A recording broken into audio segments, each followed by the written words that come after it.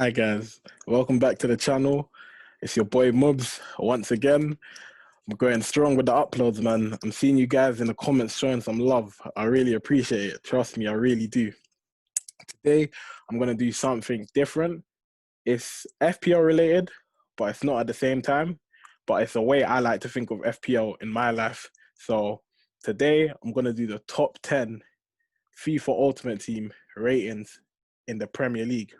So let's get straight into it.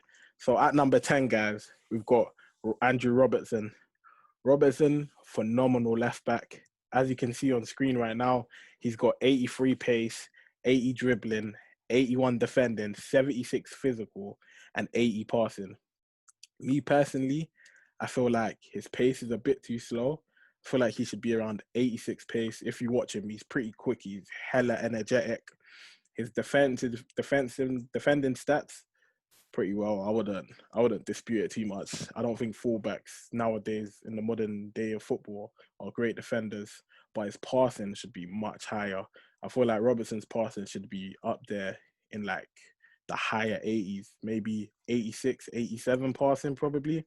But yeah, that's his card for FIFA 21. Looks pretty decent. Number 9, we've got Aubameyang. Aubameyang, 87 rated. That's the worst rating I've ever seen I've ever seen EA give a player who deserves such a high rating. I can't believe Aubameyang's 87 rated. He scored like 20 odd goals last season in the Premier League, carried Arsenal throughout the season in a horrible season, and he continues to keep scoring 20 plus goals every season. I just feel like that's really, really unfair from EA. I don't know who's in the EA studios giving out the ratings, but they got that one really wrong. Aubameyang should be somewhere towards 89 and the 90 mark, in my opinion. And I believe you guys should think he should be in that range too.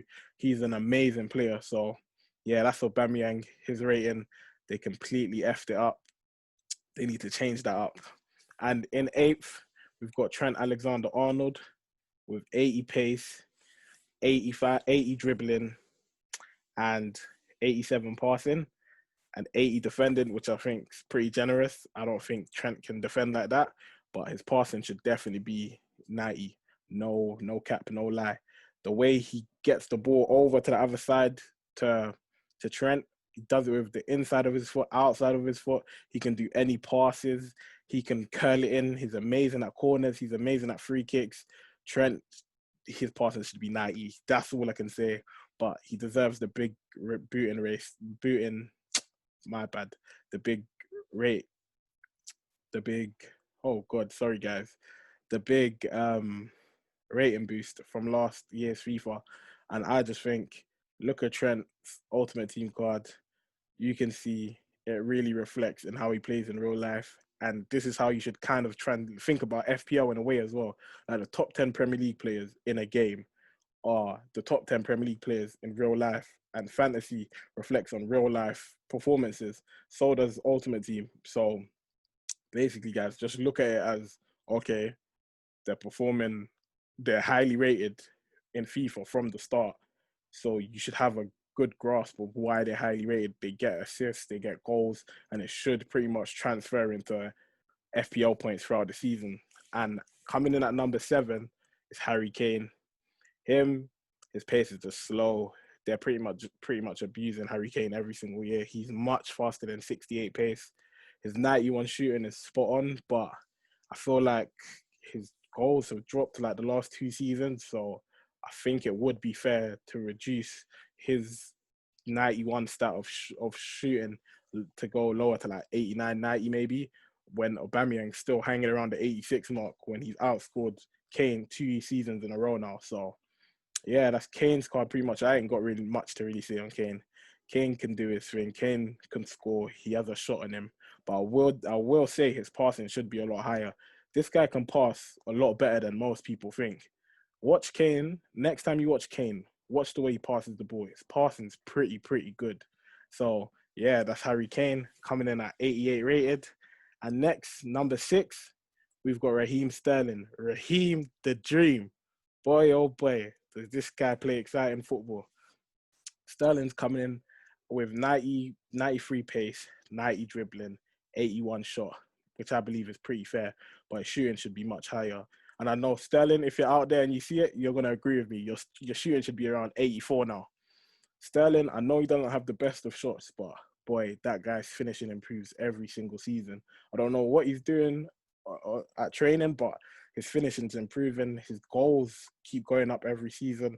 I just don't know why EA want to keep him at 81 shooting. Is it just because he doesn't take free kicks or he doesn't have a lot of shot power? I don't think that's how shooting should be judged. Shooting should be judged at the accuracy and how many goals you're scoring. So, yeah, Sterling comes in at number 6. Number 5, guys, the man, Sergio Aguero. Boy, this guy would be breaking tallies if he could stay fit for a whole season.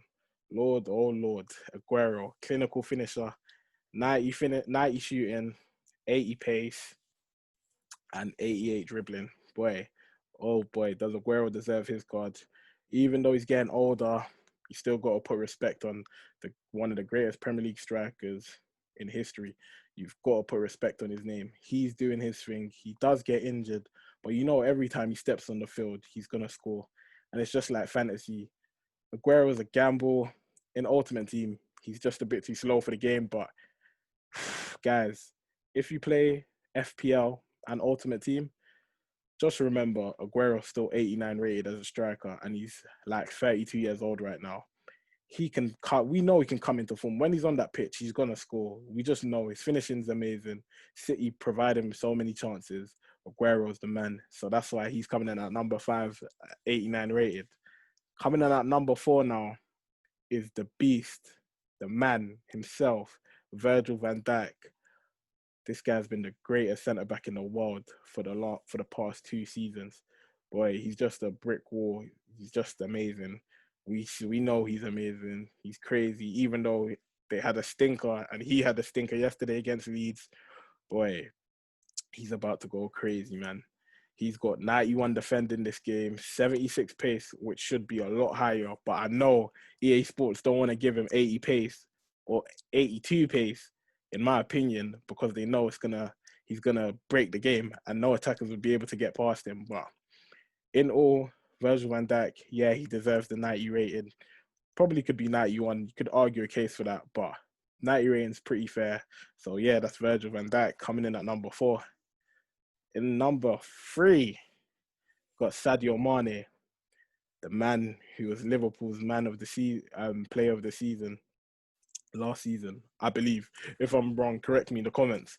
But yeah, Mane, he's got the phenomenal stats. His stats are pretty similar to his teammate Salah's, which I quite don't understand, as Mane's level right now is at a high level, but he's just touching Salah's normal level that he plays at, if you get what I'm saying. So yeah, Mane's got 94 pace, he's got 85 shooting and 90 dribbling.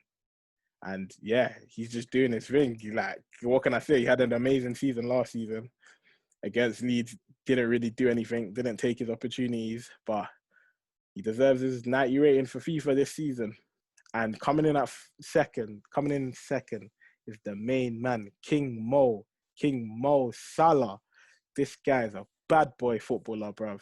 He just showed everyone who hates on that guy, who hates on him, that he's a killer. Even though he scored 2 penalties yesterday and he scored a phenomenal banger, you guys just remember, this is Salah. He keeps improving. Even though the stats say he's getting that worse, bro, don't doubt Mo Salah. He just showed everyone, he showed all his doubters that he's the man. He scored a hat-trick yesterday against Leeds, and he was by far the best player on that field. He was creating, he was attacking. If Liverpool were up to scratch, Salah could have probably got a hat-trick of assists and more goals. He was crazy, man. I can't lie. Salah deserves his 90 rated, but they made him and Mane's card way too similar, especially with Salah's shooting only being 86. Salah should have 90 shot. Ever since his debut season, he just keeps getting better and better, and his finishing's amazing. We saw it yesterday. You saw that banger against Leeds. Guys, don't forget about him in the FPL. If you're thinking about it, I hope yesterday taught everyone a lesson. Don't ever leave out King Mo. He's phenomenal. And in first place, we've got the 91 rated Kevin De Bruyne. Whew, oh my lord, Kevin De Bruyne, what a player! We already know he got the PFA for last season. I don't think he's gonna do the same, but he could really do the same thing this season. We ain't seen Man City play yet, but boy, KDB is amazing. He's got that 93 passing on him, which well deserved, probably best passer in the world or second to Messi. He's got 88 dribbling. He's got the 86 shot, that 5-star week for. It could be argued that he could be 92 rated, but I know the upper EA looking up, thinking, yeah, that's a bit too close to Ronaldo and Messi. But yeah, De Bruyne highly deserved. Guys, just remember, these guys are 91 rated in FIFA for a reason. Even though FIFA do mess up ratings, they're highly rated for a reason because they're world-class players and they can perform whenever. When you think they're not going to perform, they perform. Like yesterday, I wasn't expecting Salah to get a hat trick. He got a hat trick, and it was just in the blink of an eye. And then it just reminded me, oh yeah, it's Salah. Salah's been doing this consistently for the last 3-4 years. So guys, just remember it like that. Think of it like that. And I've got two bonus players who I think are also good FPL assets and phenomenal ultimate team players. And that's in Bruno Fernandes and Heung-min Son. I think both of them, but Bruno, let's start with Bruno. Bruno got a massive upgrade. He's 87 rated now. His stats are looking amazing. 77 pace, 83 passing, 88 passing. I think that's a bit too much. That's a stretch. 85 dribbling and 75 physical. He's going to be a amazing card in FIFA this year. Everyone's going to have him in their teams, and I think he should play pretty well. And for FPL, if Man United are still getting them penalties, boy, then he's a top asset to have. But if not, you might have to watch out for him. Watch out for him, guys. Without the penalties, they're calling them Penandes right now. Just watch out for that, guys. And Son, still 87 rated. He's coming with the 88 pace, 86 shot, and 80 passing. He's just always a good card. He's been shifted back over to the left-handed side rather than a central player. And I think the options on the wing this year in FIFA are pretty loaded. But in terms of FPL, Son's a reliable guy. Left foot, right foot, he can bang it in. He's the guy. But yeah, guys, that's the top 10 Premier League players in Ultimate Team this season, who I believe you could also transfer them in to your fantasy squads. Obviously, you can't get all of them in, but always look at these 12 players I've mentioned, and they should really help you throughout the fantasy season. So yeah, guys, that's it. Thank you, guys. Like, comment, subscribe, and keep showing me love. Share it, post it anywhere.